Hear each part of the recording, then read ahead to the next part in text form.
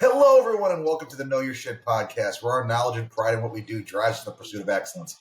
My name is Josh Cadillac, and I'll be in the driver's seat for today's show as we strive to learn how to succeed in life and build a successful business. We do this by talking to some of the most successful people in business to see how they got to where they are so that we can stop just chasing paychecks and start doing something that we're really proud of. We have a great show for you today because we have a great guest, and Mr. Bailey Gaylor. Gary, thanks so much for being with us. Yeah, thank you. We're excited to chat to you. So, Gary, what is it you do?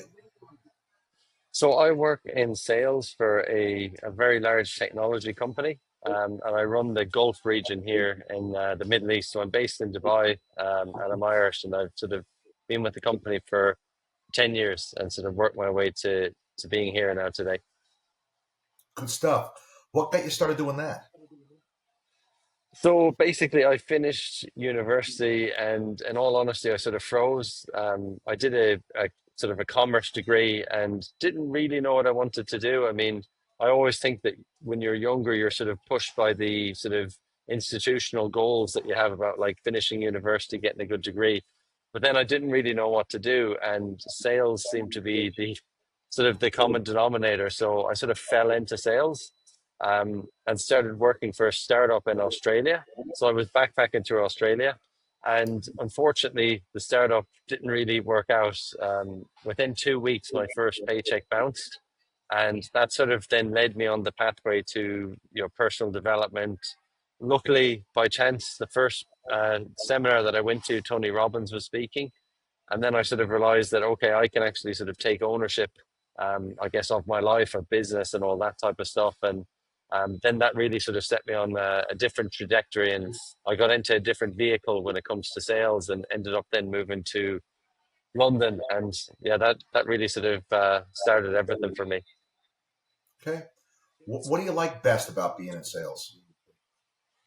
I think once again using Tony Robbins, who's a great example, like it's sort of a spiritual game. It's very much like you see the fruits of your labor. So like it's almost like sort of watering a plant every day. If you keep being consistent and keep showing up, you eventually get the results. Um, I guess a little bit like the gym, right? Like if you keep going every day, you start lifting heavier and heavier weights, and something interesting happens. You almost sort of become bigger than your problem, so to speak, and you start hitting new goals, and you become a different person. And then the person that maybe couldn't hit that goal in the first year, or the second year, whatever it may be, will eventually sort of get there. So it's just sort of very much ownership and responsibility for your life, your income, everything like that. Sure. What would you say is the hardest part of what you do? I would say it's funny. Someone asked me this recently, like, do you feel pressure in your role? And I said no. I really don't. But when I think about it, once again, it's building up from when you start. Like maybe what other people would see as pressure, I don't. I almost feel a bit of privilege being in the role, but probably at the start, it is the rejection and the constant learning, right? Like you maybe start talking too much, and then someone says that to you, you take it personally. But eventually, then I think you start to realize actually, okay, this isn't personal.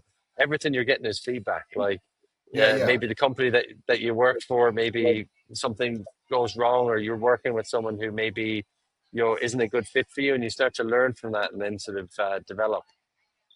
Gotcha. Where do you think, where would you track it back to? Where do you think all the success came from for you? I think failure is probably the best teacher overall. When I worked in Australia and the paycheck bounced, it was probably like for me it was like almost the end of the world. But I think reframing it then, which I give credit to my mother for, she sort of said like, this is real life university, like it's the school of hard knocks, and eventually that's what develops you. And it's funny looking back 10 years ago or 12 years ago, if that didn't happen, I don't really know where I'd be. Maybe I would have got like a 9 to 5 job, and I would have just been coasting through life, and I wouldn't have known what the failure was like. So I think it does toughen you up, and ultimately that's probably what led me to where I am now, and been able to move to sort of different countries and not think anything of it. Um, Probably set me up for what I would maybe deem as success now. So part of process of getting anywhere is getting around good people, getting a sense for who to be around, and being able to spot what's good in people, the talent, and all this kind of stuff. I want you to turn that lens on yourself. What would you say in your makeup makes you good at what you do? Very good point. And I like to think of sort of mentors as I call them destiny helpers, right? And I think maybe why I'm good at what I do is I'm coachable. I believe I'm coachable, anyways. And I take it back when I joined this big tech startup that I'm or tech company that I'm in now. I instantly saw like the top performers, and I thought, okay, I want to take them out for a coffee and pick their brain and learn like how they're good at what they do, whether it be their morning routines, listening in on their calls, what they do outside of work. So that meant that in a way, like I didn't have an ego. I didn't put people on a pedestal. I wanted to actually learn from them. And I think asking them questions is key, right? Because they want to help. And I think I've realized that with mentors along the way. And what I do now, if someone asks me for help, if I can, I 100% will, because not a lot of people do that. They assume that you're too busy or that you don't have anything in common with them. But I think people want to help people ultimately. And I Sure. didn't do that enough when I was younger, but I did it enough so that I actually realized that, I should do it more. If that makes Yeah, sense. I did it enough to figure out I should do more of it. I got you. Yeah. So let me ask you this: how do you deal with the disappointments that come along with building a business, with making a way for yourself, the unmet expectations? What do you do mentally to keep yourself up in the game, throwing punches?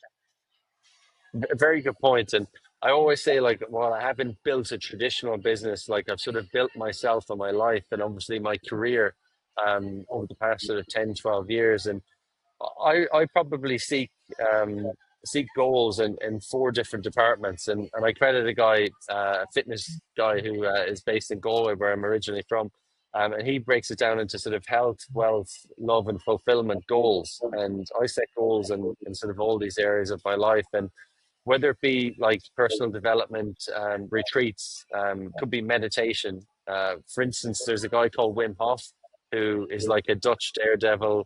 He submerges himself in ice and cold water, and that's his way of sort of almost like creating stress for himself and being able to deal with it through breathing. So I learned breathing techniques from him, and I climbed a mountain in Poland with nothing but a pair of shorts, and submerged myself in the cold water there when it was like pretty much minus temperatures. And what it taught me was like sort of going back to Brian Tracy, who's another great sales guru, like eat that frog. So whether it be going into a cold shower first thing in the morning, you're going to be able to do anything after that. And it just teaches you to sort of be in the moment and be present. And I found that doing that breathing before like a major presentation really helps. Although I still get nervous, I still have a bit of the butterflies, which shows I care. But it's just those little techniques that probably help you. Maybe it could be 1% better during that presentation, which really makes all the difference. And of course, at the end of a stressful day, sometimes just going to the gym or having a workout, I think helped me, anyways. All right. You obviously care about what you do. Where do you think the passion comes from? I always give credit to my parents, right? So my mom and dad, like they're probably, I guess, my two greatest heroes, so to speak, as maybe cheesy and corny as it sounds, but I definitely probably pick up from my mom, like her curiosity of sort of reading and learning, and my dad is an entrepreneur, and I just saw him sort of go out every day and really hustle for us, and I think that's probably where it came from, and that my surname is Daly, and I take that seriously. Like I want to make sure that I'm showing up every day to almost make them proud and make sure that that reputation. We all talk about personal branding, but it all goes down to reputation and sort of if you say what you're going to do, like that's the most important thing. And if you don't, let people know. Don't let people sort of hang. So that's I think where I get it from is probably the reputation of the family name. I think. Good stuff. I know you're working on a book, right? Yes, so I launched a book in January of this year, and it's called Built by Lessons.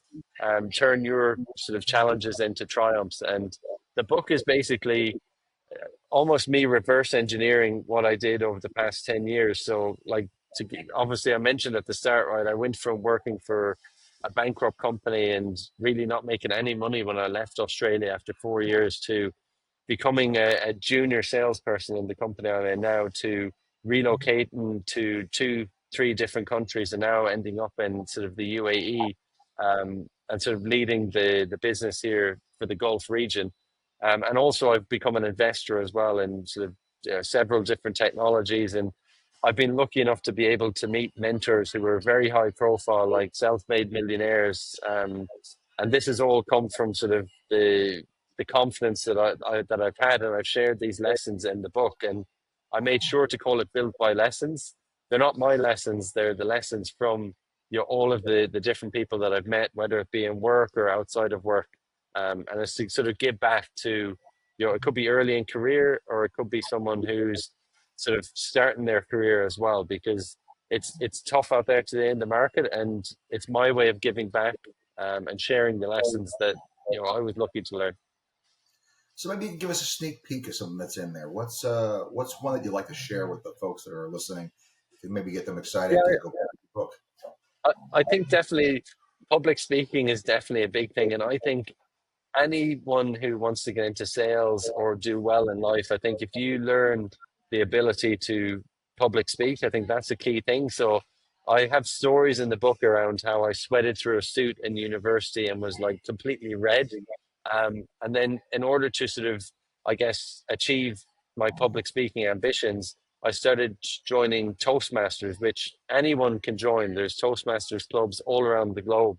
And I embarrassed myself in that as well. For instance, I signed up for something called a table topic, and I didn't know what that was, but basically I had to speak for 2 minutes. I didn't know what the topic was going to be. They asked me, Gary, you have 2 minutes. Tell me why Ant-Man should win an Oscar. I'd never seen Ant-Man. When I spoke for 2 minutes, it felt like 20 minutes. I froze. I was blabbering. I didn't know what to do. Afterwards, they gave me sort of feedback, and I saw the next speaker, and they'd been going to Toastmasters for a while, and it was really clear and evident that they had a structure, right? They would ask the audience by show of hands, who here has seen Ant-Man. They would talk about, oh, the guy in Ant-Man was in Friends. I used to watch that when I was younger. And really, it was just skills that you could use to sort of almost like buy yourself time, or Yep. if you not to freeze. And then I found that, okay, I can bring that into interviews that I do. I can bring it into presentations. Like if I'm asked a question on here, there's certain techniques that I could use to sort of, so I don't panic. And eventually I actually ended up winning a global pitching competition with the company that I'm with now, in front of the CEO. And he manages 80 to 90,000 employees globally. And me from Ireland and Galway won that competition, and it was only through sort of those lessons. So there's a whole story about that in the book, and also how my wedding speech was actually the easiest speech that I ever did as well, without any Nice. notes whatsoever. So that's one of A the stories. contemporaneous speech, always fun. Yeah. So when you look at the market today, Gary, what do you see as the opportunity? What's the thing that you see out there that gets you excited? I guess it depends. I mean, are you just talking about sort of The sales, investing? What are opportunity, we? whatever you see out there, that's the best thing. What's the thing that's in your head right now that's got you excited? I think personal branding is, and I sort of mentioned it earlier, right? Like, for instance, I'll use LinkedIn quite a bit. And I think that LinkedIn, or even social media, maybe before COVID, wasn't such a big thing. I'll maybe focus on LinkedIn because it's more business related. But I found during COVID then, because people were in their houses and they couldn't really meet their customers or clients, they started typing and writing on LinkedIn, because everyone had to do it. Now I feel that the opportunity is video content, because anyone can type, right? And you can use things like ChatGPT, right? There's a lot of AI written content out there, and it's very easy to spot that. Whereas with video, you can't do that, Yeah. right? Maybe you can in the Oh, future, but who knows, right? But I think that there's an area of like vulnerability. Like you have to be very vulnerable to make a video and to record it. And like it's your truth, right? Like how you speak and everything like that. And once again, it's accountability. If I'm posting videos about my products or my services, it means that I have to learn about that and I have to become like a trusted advisor. So once again, it's that vulnerability of actually putting yourself out there. And I think that's not going away anytime soon. Because if you go into a room as well and you can public speak, um, there's no getting away from that. Like that's your truth. Once again, that's Yeah, you being in alignment. And I don't think that AI or anything can replace that physically in the room or video at the moment. totally a thing. What would you say is the most important thing that you think you've learned through the process of going through the entire journey you've been through? I think curiosity. And there's a saying, curiosity killed the cat, but I sort of think it set the cat free in many ways. And I always relate this to, if you've ever seen the movie The Pursuit of Happiness, Yeah, based on Chris Gardner, the stockbroker's life. There's sort of a scene where he sees a Ferrari and he goes over to the guy and he goes like, sort of, what do you do and how can I do it type thing. And I just think I've applied that in my life. And I even think during COVID I was living in Ireland and by the seaside, and I saw my neighbor had a Tesla. And no one during COVID, you didn't even want to talk to someone in case you got COVID. Like everyone was very closed off. But I remember sort of taking out the bins and I sort of just saw him and I said, what do you do? And it turns out he's the CEO of a wealth management company, which he's actually sold now. But it was then that I sort of got into investing because of him, because then I said, you know what, I'd love to pick your brain on investing because I know nothing about it. So for me, it's curiosity, whether it be in a lift, and people call it the elevator pitch, which is sort of a cliche term, but it's just that those little conversations that can cause like ripple effects for your career or your life. So for me, curiosity is the key. good stuff. A little bit of a lightning roundish kind of thing right here. Just kind of take your first take on these. What would you say you're most proud of in business you've accomplished?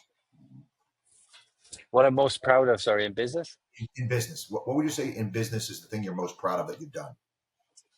I would say, I mean, I've definitely done lots of amazing deals, but I think it was winning that pitching competition with the CEO of, like, as I said, 90,000 employees.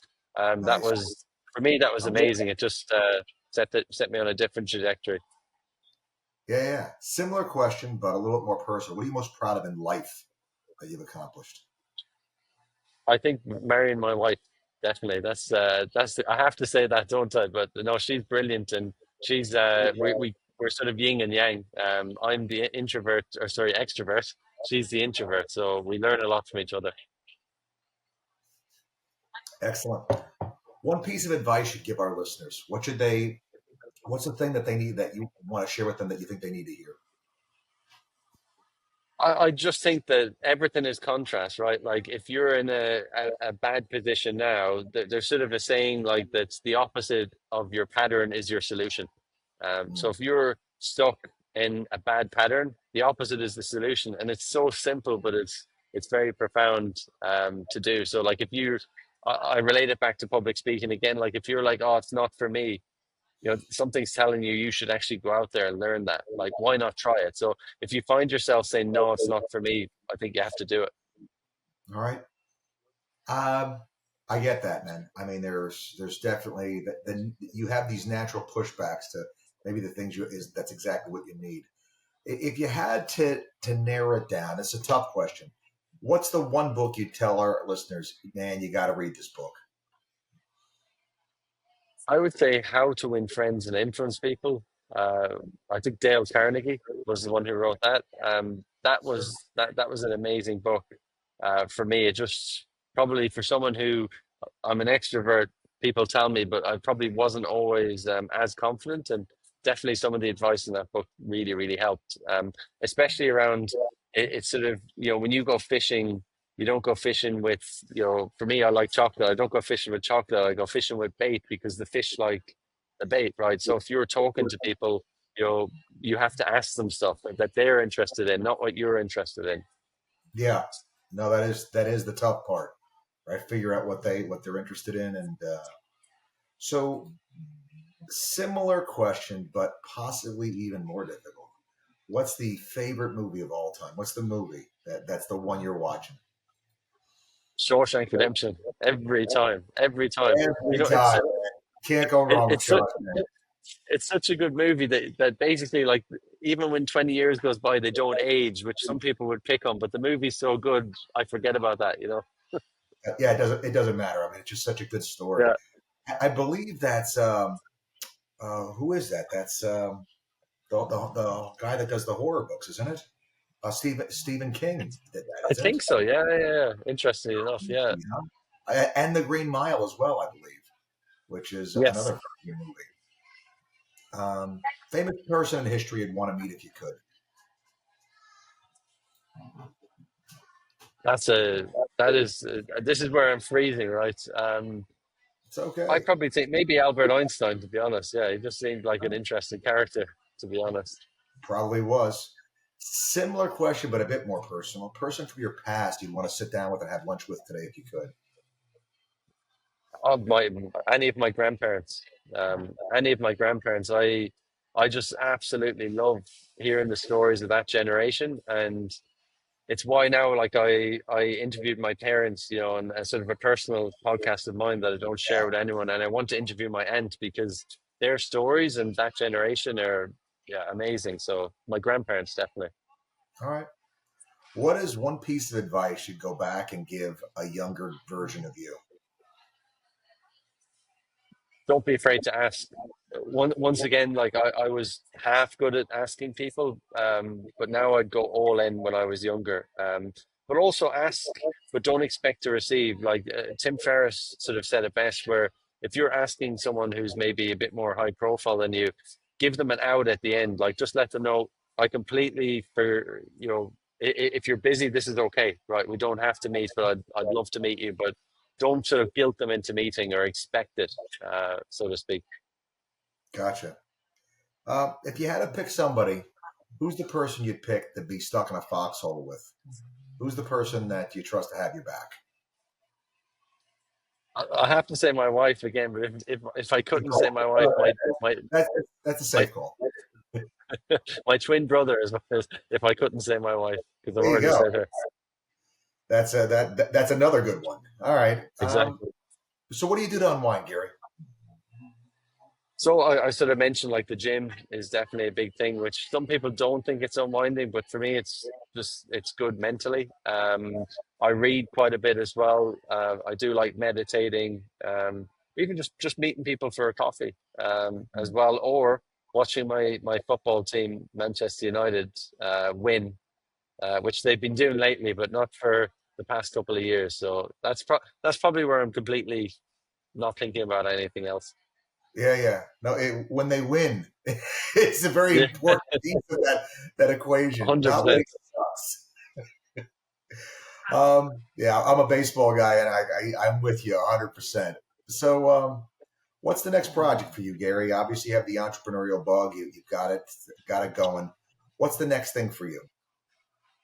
Yeah, good question. So I would classify myself as an entrepreneur, and that I've sort of done well in my career, and I've been entrepreneurial within my career. But the next venture is coaching. So I've just finished the diploma in sort of life and business coaching, and you know, I've sort of got a lot of hours now of coaching people, and I found it fascinating because I'm not giving advice. It's completely non-directive. I'm literally listening and asking powerful questions, and the aim is eventually, to set up a business with that, and just do it maybe on the side with a couple of clients, and help them, and then sort of prove the results, and eventually go into that sort of full time, is the key, because I think I get a lot of fulfillment from that, from seeing the light bulb sort of go off in people's heads or eyes. Sure, no, that makes sense. Last question I have for you, man. Where can people find you? So if you go to LinkedIn and you type in Gary Daily Sales, you'll find me. Or if you go to Amazon and you type in Built by Lessons, which is the book, and my surname Gary Daily, then you'll find that. And I mean, there's no call to action in the book. It's just literally all the advice that I'm giving away, for free. But eventually, I'll set up the coaching business, and we can give you that link when the time comes. Love it. Gary, thank you so much for coming on, man. It was great chatting with you, hearing a little bit about your story and what's going on, man. Yeah, really appreciate it. Love the questions, especially the rapid fire questions. And doing this in a cafe is adds to the fun of it. The ambiance a little bit. I want to thank our Exactly. listeners also for spending their time with us. It's great having you here, guys. And as I always do, I remind you, there's never a good excuse not to know your shit. Till next time.